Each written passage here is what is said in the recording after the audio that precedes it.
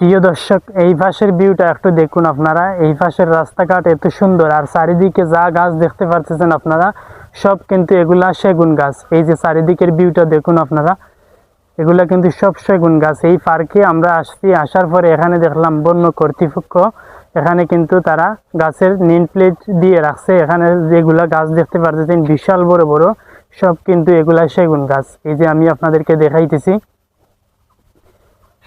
এই পাশে যা দেখতে পারতেছেন সবগুলা কিন্তু সেগুন গাছ। আর এখানের প্রাকৃতিক দৃশ্য এত সুন্দর, মনোমুগ্ধকর দৃশ্য। এখানে আসতে হলে আপনি যে কোনো জায়গা থেকে আসেন, ঢাকা থেকে যদি আসেন, আসার পরে মাধবপুর নামবেন, মাধবপুর থেকে সাতচরি যে কোনো গাড়ি দিয়ে আপনি আসতে পারবেন। সাতচরি আসার পরে এখানে অনেক বাগান পাবেন, এখানে চা বাগান থেকে শুরু করে এখানে যে কোনো বাগানে আপনারা আসতে পারবেন।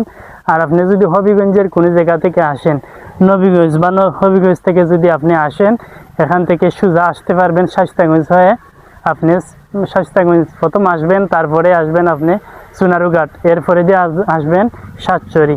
সাতচরি আসার পরে এগুলা দেখতে পারবেন। এই যে এত বড় বড়, আমি এই প্রথম দেখে কিন্তু হতবাক হয়ে গেছি। এই যে দেখতে পারতেছেন বন্য কর্তৃপক্ষ কিন্তু তারা গাছের গায়ে নেম প্লেট দিয়ে রাখছে। এই যে দেখতে পাচ্ছেন সেগুন গাছ, এই যে সেগুন গাছের নেম প্লেট দিয়ে রাখছে। এদিকের ভিউটা দেখুন। এই যে আমার পিছনে মেইন রোড রয়েছে, গাড়িগুলো আসতেছে আর যাইতেছে।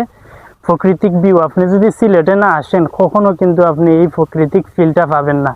অবশ্যই আপনি সিলেট ঘুরতে হবে।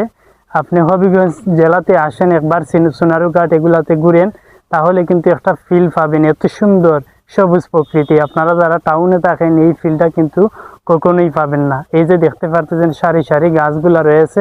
আর এই পাশের ভিউটা দেখুন, এই যে পাহাড়ের উপরের যে রাস্তাটা, এত সুন্দর রাস্তাটা, অনেক উঁচাতে কিন্তু উঠছে। তো আমি এটা দেখাবো না, পরবর্তী ভিডিওতে দেখতে পারবেন এই রাস্তা দিয়ে কিভাবে আমরা পাহাড়ের উপরে উঠি।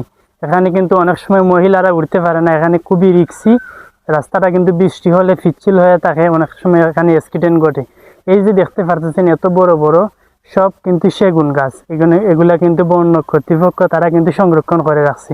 এই যে আমার পিছনের দৃশ্যটা দেখুন, অসাধারণ দৃশ্য। তো সবাই ভালো থাকুন, সুস্থ থাকুন, দেখা হবে আগামী কোনো ব্লগে। আল্লাহ হাফিজ।